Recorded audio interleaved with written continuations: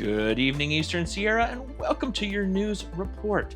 Today, we're bringing a variety of stories ranging from national park updates and county government updates to stories of appreciation for the community. Hey, if you want to stay up to date with all things Eastern Sierra, be sure to hit that subscribe button on YouTube and follow us on social media.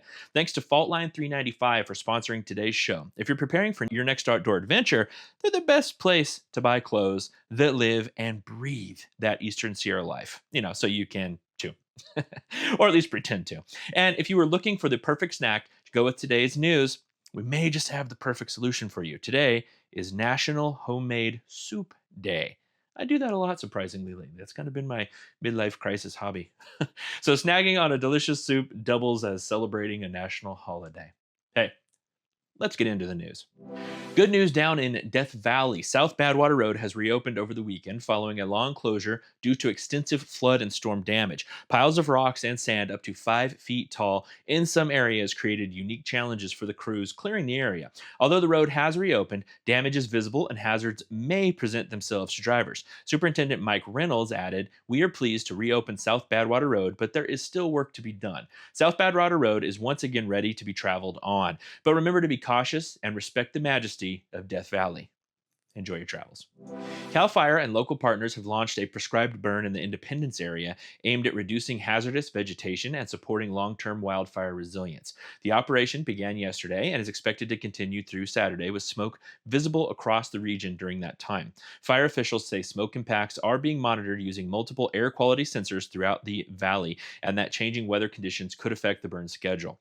Motorists along US 395 may see signs advising on the artesian burn, and public safety officials ask residents not to report routine smoke to emergency dispatch. Prescribed burns are a planned part of vegetation management, and helicopters are assisting with aerial reconnaissance and safe operations. We'll keep you updated if there are any changes to the advisory. In the Eastern Sierra, we live on the edge, literally. And that's exactly where Faultline 395 was born. This local clothing brand doesn't just make shirts and hoodies, they make statements. Inspired by the rugged beauty, cracked earth, and wild spirit of the Eastern Sierra, Faultline 395 is what you wear when you want your outfit to say, "Yeah, I've summited something." Probably. From cozy beanies, perfect for après-ski hangs, to durable tees that can handle the day on the trail, and a night at distant brewing. All in one. Every piece is designed right here in Mammoth. So if your wardrobe's been playing it safe, it's time to shake things up. Shop Faultline 395, where local pride meets Faultline style. Because looking good in the Sierra, well, it shouldn't require an aftershock. In November of last year, the Pack Fire ignited near Crowley Lake, burning a number of houses in the area and affecting numerous families and businesses. Following the destruction, the Mammoth Lake Chamber of Commerce, through the Mammoth Community Foundation, created the McGee Creek Pack Fire Relief Fund, raising $226,880 in donations and thousands more in gift cards over the next few weeks. This money went towards supporting the affected families, with each receiving just under $10,000. Tom Bissell, the executive director of the Mammoth Mountain Community Foundation, noted the response to the McGee Creek Pack Fire was a powerful reminder of what this community is capable of when we come together. The families involved and the Chamber of Commerce expressed their deepest gratitude to the community and everyone who came together to donate and support those affected by the fire. In preparation for Women's Appreciation Month this March, State Senator Marie Alvarado Gill is looking to recognize a member of our community. Eligible nominees should be current veterans whose work to support and advocate for military personnel and veterans. If you have someone in mind, submit a resume, biography, or list of accomplishments in addition to a letter of recommendation from a local elected official. All submissions must be completed by February 10th at 5 p.m. This is a wonderful opportunity to recognize those who make our community so great. An Inyo County Recycling and Waste Management announcement reminds residents that a household hazardous waste collection event is scheduled this Saturday, February 7th at the Big Pine Transfer Station. The event runs from 9 a.m. until noon, and during that time, fees for disposing household hazardous waste will be waived. Regular charges will still apply for other types of disposal events like this. Provide a safe way for residents to dispose of materials that shouldn't go in regular trash or recycling, helping protect community health and the environment. Details on what items are accepted and any restrictions can be found through Inyo County's Solid Waste Services. Hey, Eastern Sierra, quick question. Do you like staying informed without refreshing Facebook like every 12 seconds and that stupid algorithm moves things and you can't ever find it? It's like a slot machine. Yeah, us too. That's why Eastern Sierra now has a shiny, super convenient mobile app. Breaking news? Yeah, it's there. Weather? there. Local events, also there. Pretty much everything except someone reminding you to drink water. We're working on that feature. And if you're the kind of person who loves getting important info delivered like a digital pizza, then hop on our email subscription list. We'll send the latest stories, updates, and happenings straight to your inbox. No spam, just news. And maybe the occasional dad joke if we can't help ourselves. Now, business owners, lean in for this part. Did you know Eastern Sierra Now is the place to advertise? Whether you want your brand in front of our growing audience or you need someone to manage your social media because yours hasn't been updated since the last solar eclipse. Look, we've got you, okay?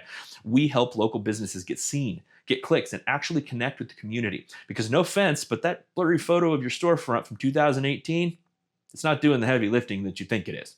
So download the app, join the email list, and if you're a business ready to level up, reach out and let ESN make you look good.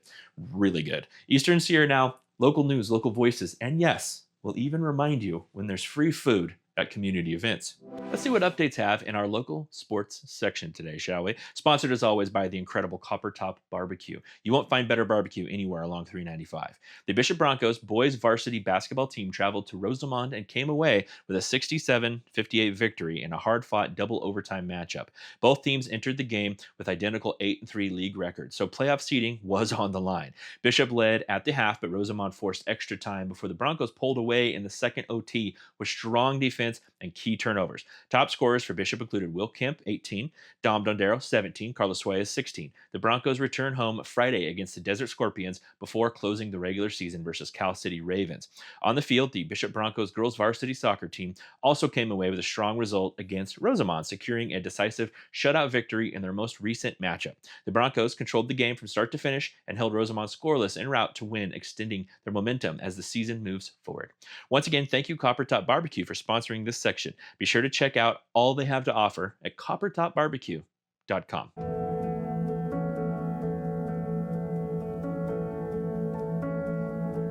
In many emergency departments in America, overcrowding is kind of the epidemic of the age. In our emergency department, we have very low door-to-doctor time, the time between when you show up as a patient to be seen to when you're actually going to be seen in person by a doctor. And that care is going to be delivered 99% of the time in a private room. So that allows privacy to the patient. It allows care to be delivered in a humane and respectful way. Our emergency medicine care is world-class. We have a phenomenal team. I'm so proud of the care that we provide at Northern Inyo and the community that we're caring for.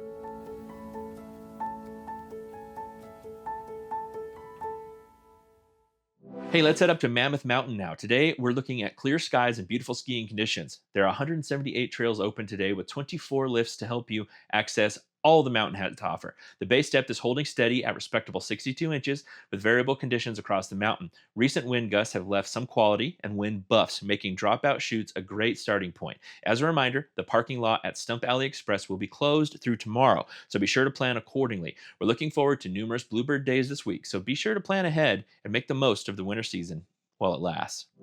Now for a look at this week's weather. We're starting out in Bishop, which is bringing sunny skies and high temps in the low 70s. Lows will drop to the low 30s this evening, but everything is expected to remain temperate.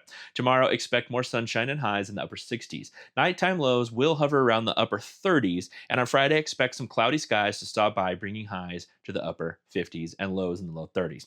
Up in Mammoth, expect sunny skies today with highs in the low 40s and lows in the upper teens. Tomorrow, bring more sunshine and highs in the mid 40s. Lows are expected to increase to the low 20s tomorrow evening, and on Friday, a mix of snow and rain is expected with highs in the low 30s and lows in the upper teens again. So you can expect a beautiful week ahead. Makes you wonder if it's even still winter. The groundhog thinks so. That's all we have for today. Thanks for stopping by, and if you enjoyed what you saw, please subscribe to the YouTube channel, following us on social media, and maybe even add a comment sharing your favorite soup recipe. I mean, I'm kind of accepting recipes at this point.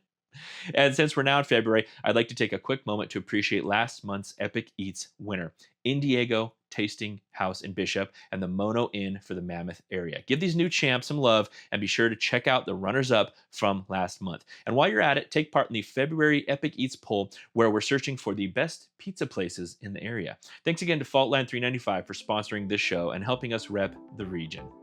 We'll see you next time.